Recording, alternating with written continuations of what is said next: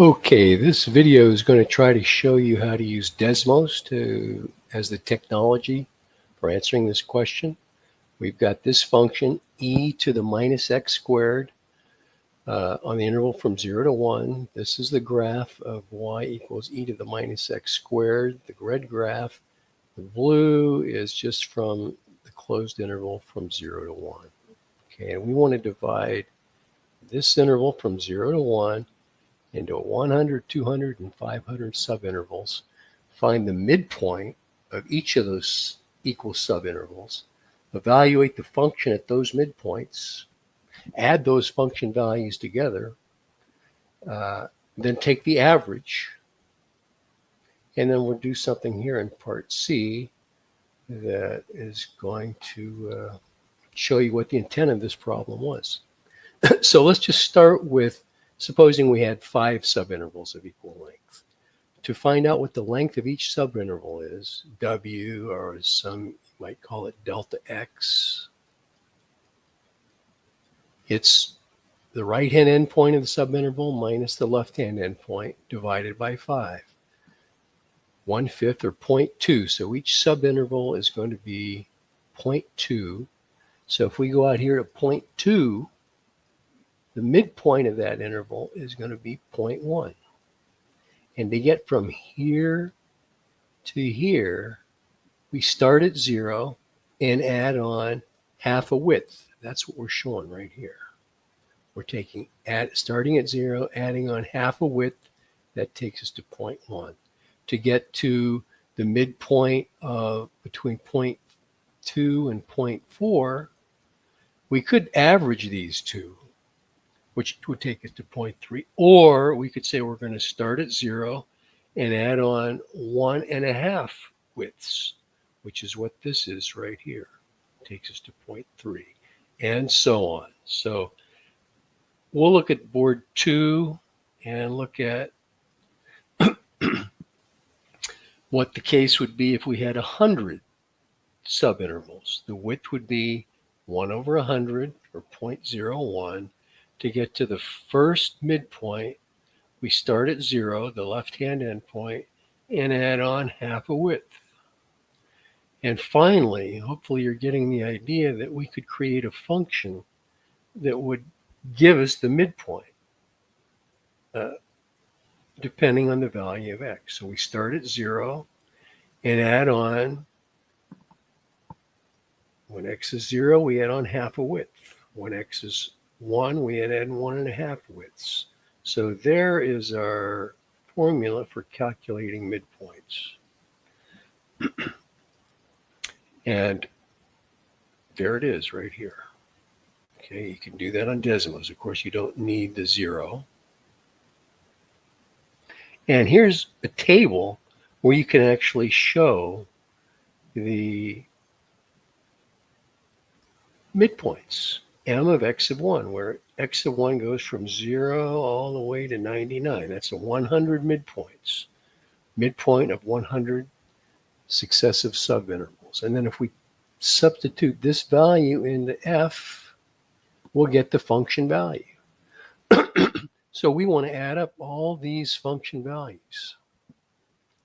One way to do that is to use the total function. Total of what's called a list. F of m of x of 1. There's the total right there of all those f values.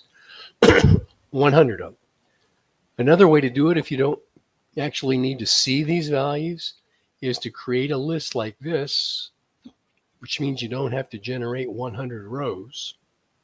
You can just go 0, 1, 2.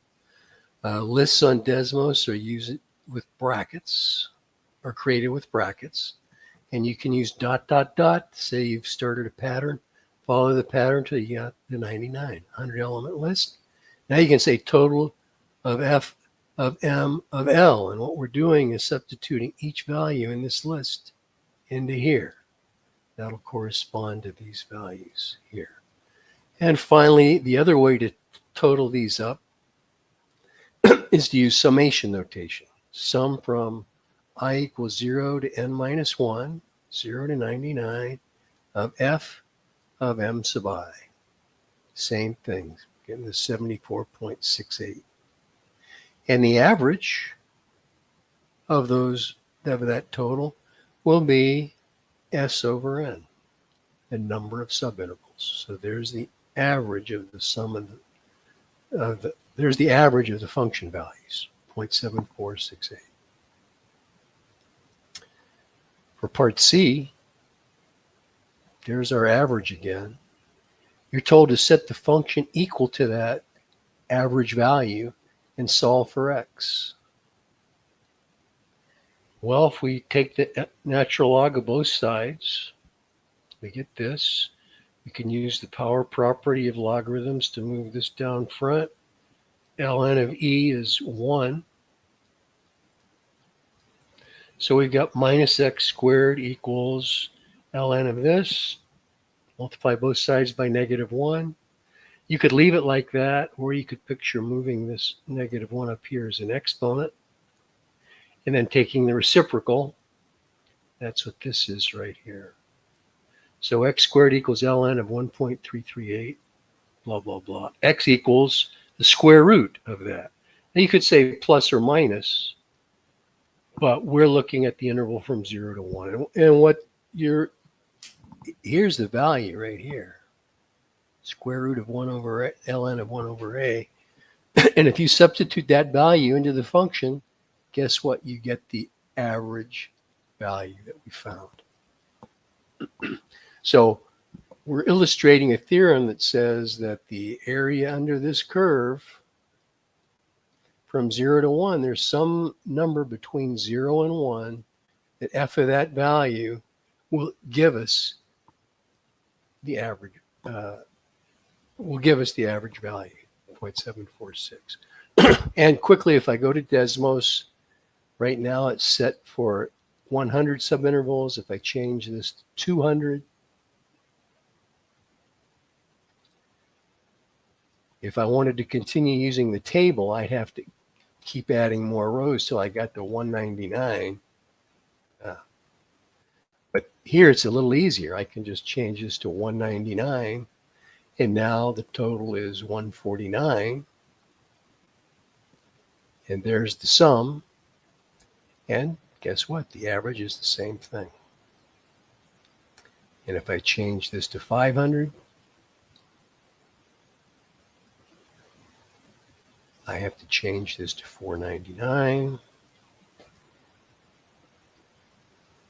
But there's the average. Same thing.